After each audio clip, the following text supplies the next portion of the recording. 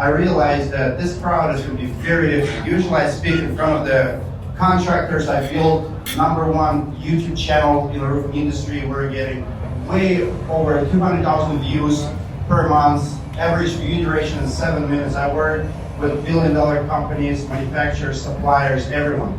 I'm going to share with you a few tricks, if you will. If you want to become influencer, if you want to build your business, I don't care what you do. If you're a public adjuster, if you're an attorney, or if you're a contractor, you can use these few methods.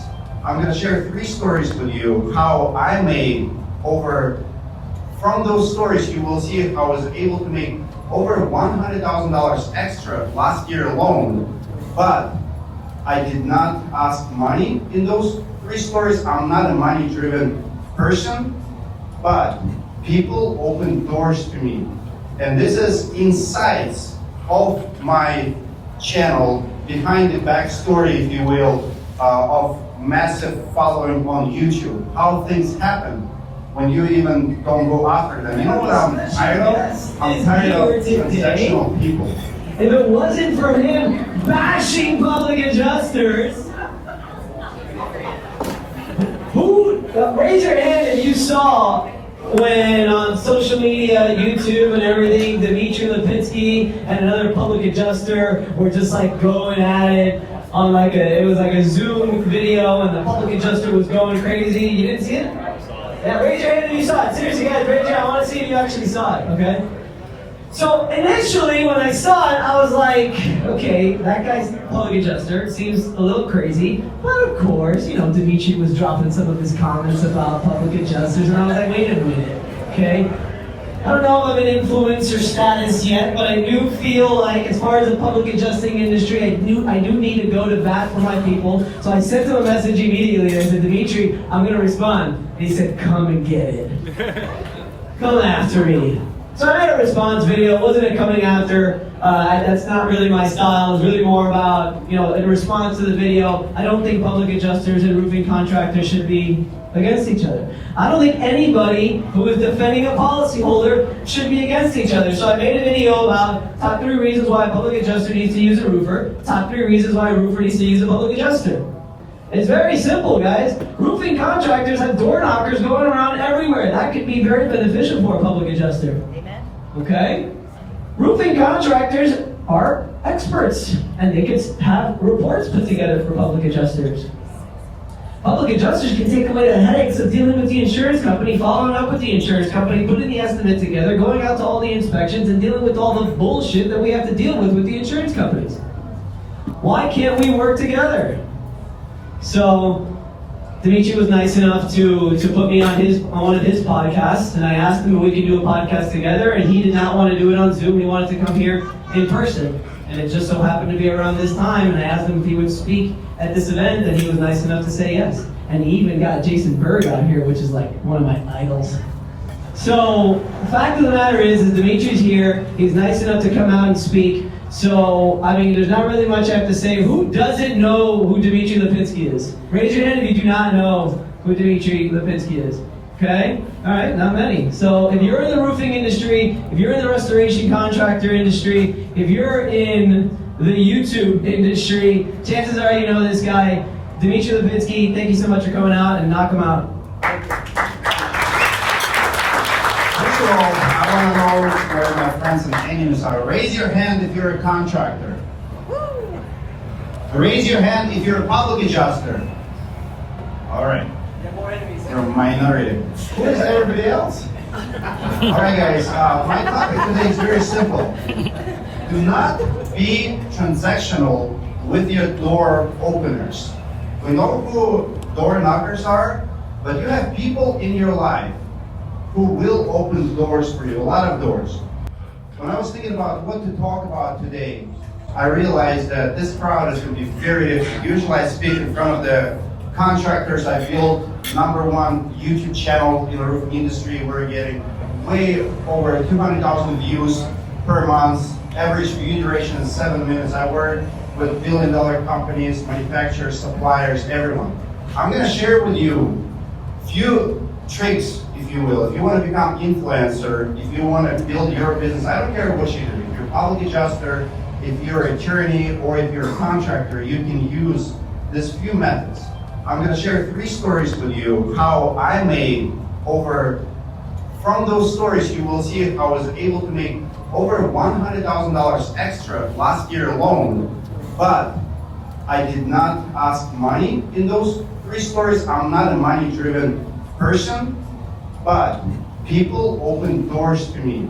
And this is insights of my channel, behind the backstory, if you will, of massive following on YouTube. How things happen when you even don't go after them. You know what I'm tired of? I'm tired of transactional people.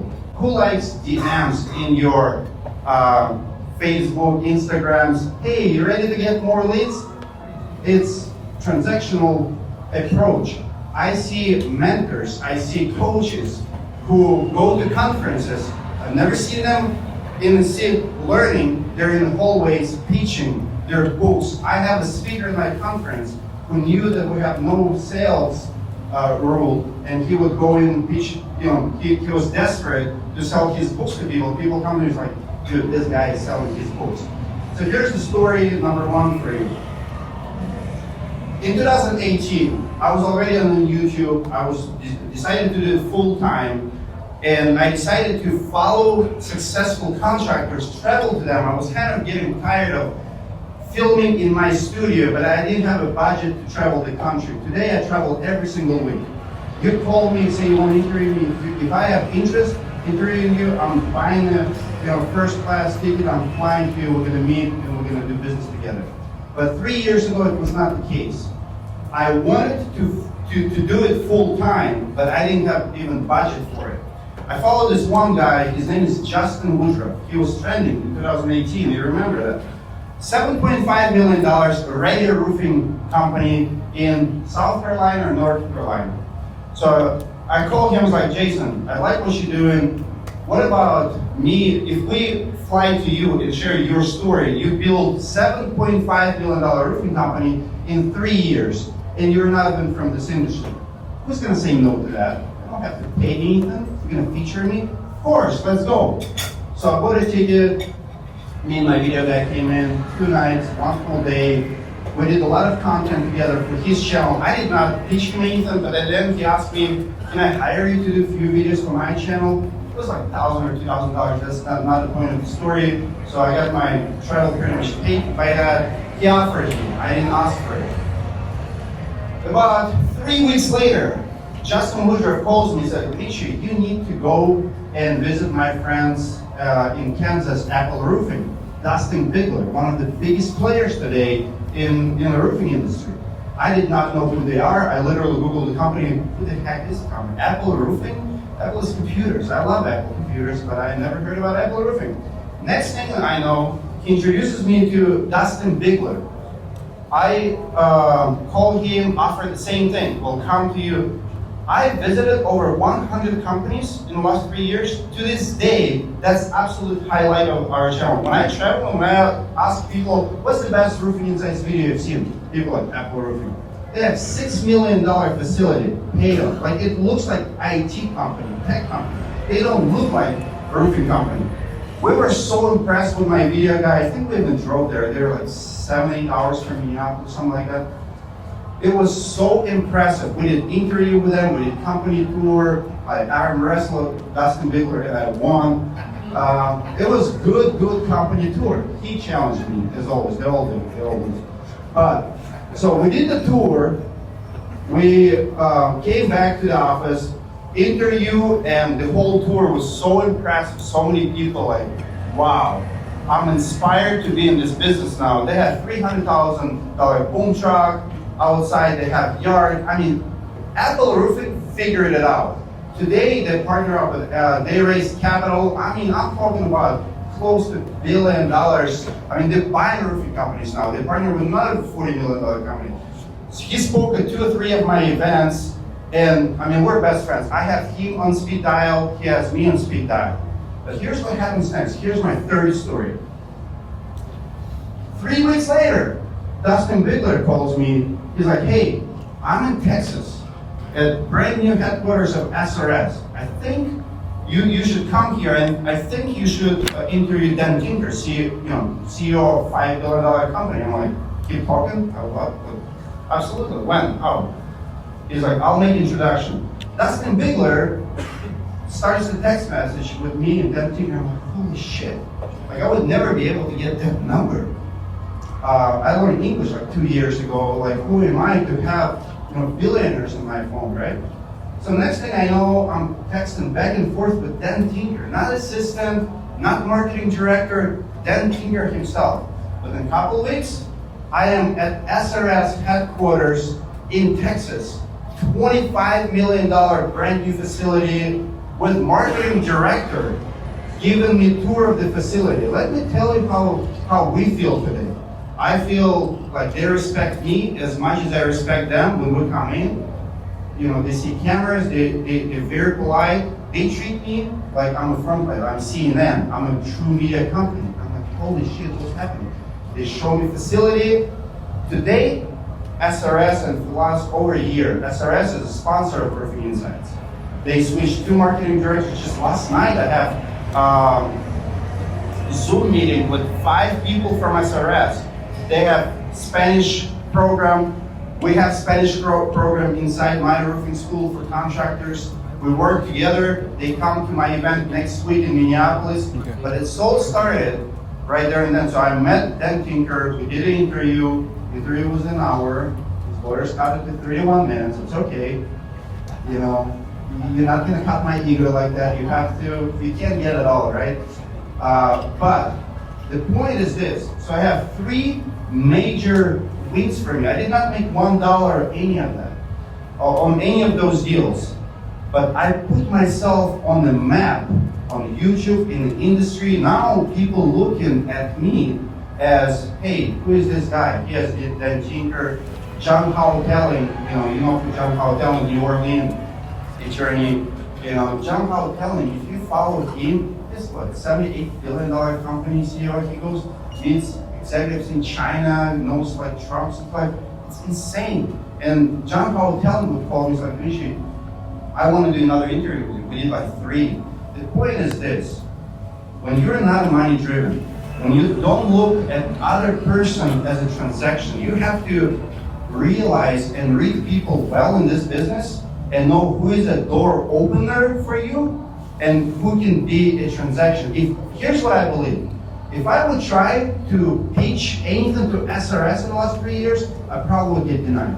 If I would call Justin Woodruff and say, hey man, you don't have videos. How about paying me $1,500 and I have this media package? If I would look at them as a business like most marketers do, I would not go far. But because I was willing to go extra mile, and I look at my door openers as a door openers, people open doors for each other. I open doors for Vince, Vince will open doors for me. Jason opened a lot of doors for me. This is how this business works. But what I see is a lot of people just don't get it. If you see dollars in every person you meet, you will never get, if you chase money, you will never be rich, not in this business. As a public adjuster, you guys like to say, you want to help. Contractors say the same thing. We like to help people. Well, if everybody likes to help people, why everybody screwing everyone? Like, why so many complaints? Everybody says that they're helping others, and everybody has disputes, and because we don't have a good heart first, like, do what's right, do something for free, do what's right for the right person, and don't think about the outcome. Like, when someone calls me, I don't think what's there for me, but here's what I do know. When you change your mentality, and when you will be open-minded, you will build any brand. I don't care what it is that you're doing. I love this kind of events. This is my favorite. I see people meeting. I mean, I have like 3 or 4 people came to me who's just starting the journey of public. It's the best time in business. That first year is the coolest. You have that adrenaline. Bless your heart. The headaches are common, but the first year, you just don't know yet how hard it's going to be. The first year is exciting. It's better than a full-time job anywhere else. So don't be transactional with people who are door openers. That's all I have for you.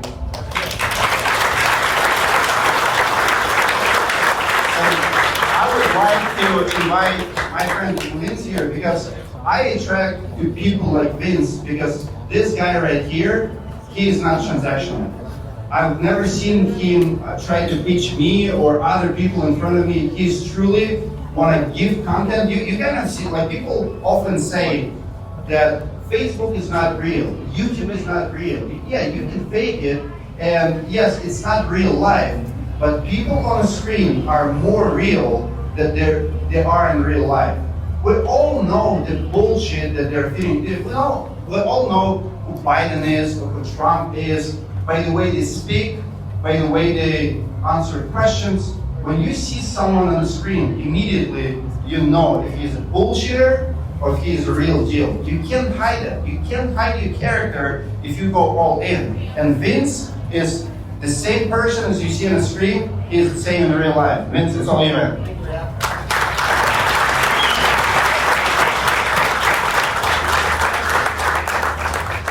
Wow, he brought it, huh? That was awesome. Now, guys, give him a round of applause. Big guys, that was awesome. It's so true, guys. If you're just chasing the money, you're just going to keep chasing like one of those dogs just because it's never going to be enough. It's never going to be enough. You always need more. So you're just going to keep chasing your tail round and round and round. But when you develop relationships with people, you build relationships with people, you actually care about the people that you're working with and they care about the people that you're working for, it goes a long way. So I wanted to also educate you guys. You know, Dmitry definitely dropped some knowledge and I appreciate that. That's what this is all about. I want you guys to come out of here energized. I want you guys to come out of here knowledgeable, more educated than you were before. Whether you've been doing this in this business for 10 days or for 10 years, I think if you walk out of this with just one thing, I think it's all worthwhile. So I'm going to teach you guys what I like to really teach is the elite claims process. All right, my company is Elite Resolutions, and we've come up with an elite claims process that we teach to our adjusters, and we also teach to adjusters all over. And I'm going to basically give it to you in a nutshell of what the process is about. But let me tell you something about the process. I'm not teaching you really much of anything except the fact that you should have a process. Everyone should have a process. Raise your hand if you've read E-Myth Revisited. Okay? If you haven't, read it. If you run a company, read it. Okay? If you run anything at all, you need to have processes. It's so important. Okay? And that's kind of like what this is all about. Is if you don't follow our process, at least have a process. Yeah? So a lot of people that I think are here because, well, we all have it, right? We all have a lot of common fears. You know, a lot of the common fears that we have in this industry when you're just starting out is going to be things like, you know, confidence, right? It's going to be things like getting paid, okay? I think a big issue that a lot of public adjusters in particular have, and now roofers are starting to get it also, is you're presenting claims and they don't get paid, or they get denied, or they drag out for a long time. Okay? For public adjusters just starting out in the business, I get a lot of messages of adjusters who are upset because their claims never close or their claims never get paid. What if I told you if you just followed a simple process of notifying the insurance company and following up with the insurance company and actually working the claim, that you can get paid faster and you can get paid more? Would you guys like that? Right? So that's a big one. Getting coverage. Just getting coverage. It's just difficult in its own. But if you're not providing enough evidence and documentation, how do you expect to get coverage? Who has signed a claim and not taken a single photo while you were on site? Come on, admit it. Admit it. Come on, nobody? Am I the only one raising my hand? Because I have. I've walked into a claim before, signed a claim, and not taken a single photo. Because I told myself, the insurance company's going to take photos, so why do I have to? That's dumb. Gotta take photos. So documentation is so important. Meeting with the carrier. I know a lot of people, they get very nervous when they're about to have an inspection with the insurance company. They're concerned about what the insurance company is going to say. They're concerned about what the carrier is going to think about the loss. They're concerned about, are they going to be able to argue any kind of specific damages in roofing materials and flooring materials. If you follow a simple process and you know exactly what you're doing, you don't have to worry about that stuff. What about just having the overall knowledge, okay? Another thing I think is very important in this business is mentorship and relationships, which I'm going to get to that at the end of the presentation about making sure that you're surrounding yourself with game changers. So what's the solution? It's process. Process ultimately equals freedom. And the way it starts is really with the initial inspection. Whenever you guys go to a new house, whenever you guys go to a new home, the first thing you guys have to be doing is interviewing the potential client. It's not just always going to be a good claim. You guys want to go ahead and sign a claim? Sure, because you know that you're going to make money at the end. But what's the point of signing a claim that you're not going to get paid for because it's going to get denied? You're just going to be wasting your time. Right? You want to make sure that when you go into a house, you're asking the proper questions to the client to assure that that claim is going to get paid. Because there's obviously no reason of signing a claim that you think is going to get denied. So what are we doing as adjusters and even as contractors? Right off the bat, you're determining coverage. Just like the insurance company is, you are also determining coverage. Do not ever forget that.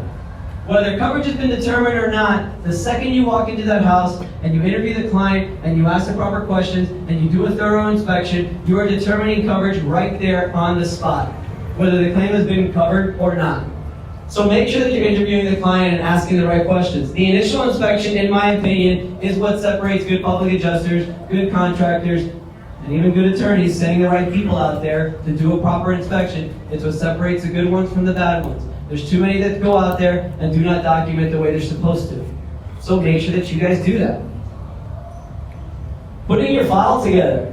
What are the top, does anybody know what the top 5 things that you should have in every single one of your files?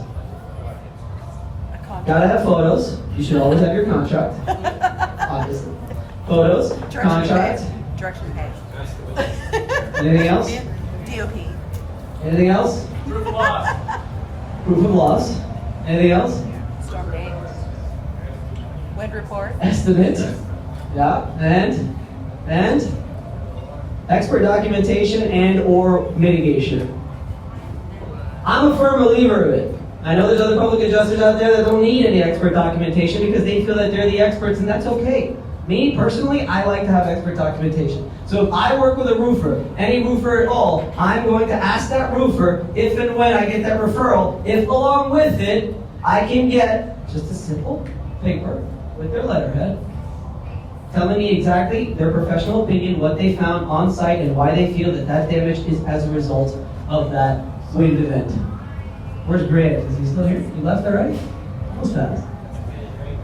Because I know Grant would say that that's huge. I need the expert documentation to back up my claim. Expert documentation is huge. And then mitigation documentation. Gotta have water mitigation, mold documentation. Any kind of expert out there that doesn't really have to do with, as far as the public adjuster is concerned, something separate, it's very important that I have that. And I think all of you guys should have that as well. That's gonna be your easiest argument. Hey, look, I've got this 5-star roofer that says that this is what it is. What else do you need? You can go ahead and send any engineer that you want out there. I really don't give a shit. That's right. Because I've got also my expert documentation that could go up against any engineer that you want. It's very important that you have that. The insurance company's process. We always make sure that we have those 5 things in our file, ready to go by the time we have the initial inspection with the insurance company, which is what? About a week after the claim is filed. Why is that so important to have? Because once they have it, what else do they need? You guys want to get your claims paid fast? You want to get your claim resolved fast? Have everything ready and present it to them by the time you have the initial inspection with the carrier. Have all of your documentation. And roofers, also, you guys too. Put together an expert, put together a report, put together just something that says, hey look, I'm an expert roofer, I've got this many years of experience, I'm 5-star rated on Angie's List, I'm 5-star rated on Google, and I'm telling you this is why this is. You ain't shit till you bring an eagle view. Because the insurance adjusters, they're just insurance adjusters. You guys are the roofers, and public adjusters have your documentation ready to back it up. And have it ready by the time. This to me I think is the key. Because once they have everything, that's when the follow-up process starts, and we're following up every 7 days. Simple question. We provided you with 1, 2, 3, 4, and 5. Is there anything else that you need? If there's anything else that you need, please let us know. But if you're good to go, we expect a coverage decision within the next 7 days. That's how we do it. And then they may request, they send an RFI, and we respond to the RFI. Or they send an ROR, I don't give it, the ROR doesn't really matter. What do you need? You want a re-inspection? Fine. But if you don't want a re-inspection, we want a coverage decision within the next 7 days. We can get into the whole complaint process, the 14-day rule, stuff like that. The point is you want to put the ball on their court, and you want to put pressure on the insurance company. That's the way that we're able to get at least our undisputed payments paid and paid fast. It may not be what we wanted, but guys, don't get discouraged. Always make sure that you tell your client, what's the goal in the beginning of the claim? How much do you want to get paid in the beginning of the claim? Does anybody know? $1. You win. You got coverage. That's the hardest part. Roofers, you guys know that. That's the hardest part sometimes. It's just getting coverage for that date of loss. Get $1. Push them to get $1. Then you can start. That's how you get coverage. That's the goal. Then you can start alternative dispute resolution, right? That's when you can start fighting the claim. And there's many different ways that you can go. You can request a supplement. You can go to appraisal. You can go to mediation. Inspection. There's a lot of different things that you can do, okay? I love Grant to death, which he's not here now. But ultimately, guys, my goal is to avoid it. What? Grant? I said I'm here. Oh, okay. My goal, no offense, is to avoid litigation. I think litigation should only be used if absolutely necessary. And the beauty about being serious and being truly serious about your process is making sure that you're documenting, presenting. You have to, guys, you have to make sure that you do that. Okay? And that's basically what we do. And then the most beautiful part of this all that I really wanted to get into, which is why I'm very excited about having Ryan Holiday here, is the payment disbursement, right? You know, one of the things that I'm very excited about working with InkPay now is that once that claim does get paid, well, then we just upload it into the system, and who can we include on the checks, Ryan? Anybody we want. Roofing contractors included, which is what we spoke in our team meeting last week with the adjusters, is something that we're going to be very serious about. Making sure that if we have that work authorization, public adjusters, you want to kick ass with roofers, tell them that. What? Tell them that. Tell them that we're going to put you on the check. You just add them as a payee. That's right. And now the roofer knows that the claim got paid and how much they're owed, as opposed to the old way, right? Check is made out to the public adjusting firm, check is made out to the insured, and then the insured doesn't want to pay the roofer anymore. You know? So that's how we do it. And honestly, it's really impossible to have process without surrounding yourself with the right people. Okay? I like to call these people game changers. And what game changers are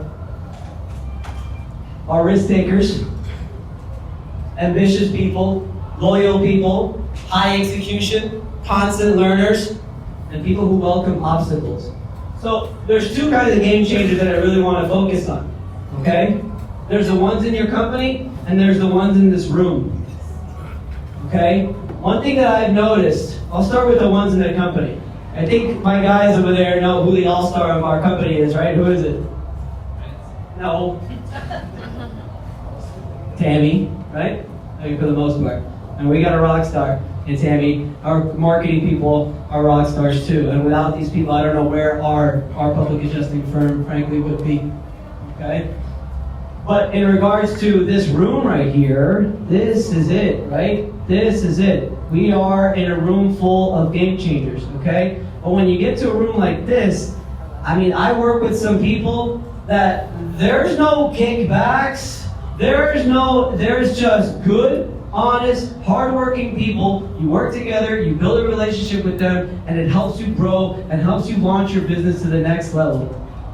Okay? And I obviously want to obviously we got Dmitry here, game changer. Game changer. You know why he's a game changer? Loyalty, right?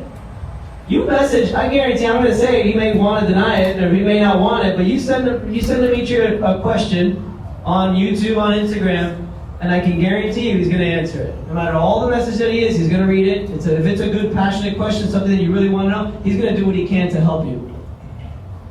When I started, I've been a public adjuster for 14 years, but we only started the firm about 1.5 years ago.